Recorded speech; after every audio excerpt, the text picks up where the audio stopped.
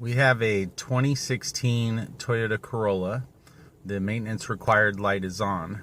Now we're going to turn the key to the on position without starting it. We're going to use the display button here located on the steering wheel to scroll through to the trip A.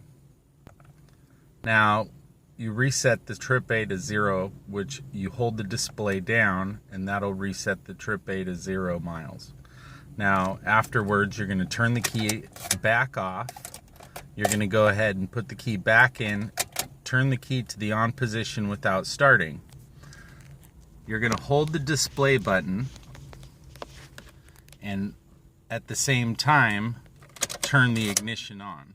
So now hold the display button, turn the ignition to the on position without starting. Now the dots are going to go ahead and flash. Once they're done flashing, it'll zero this out, and that's it. You've reset the maintenance light on your Toyota.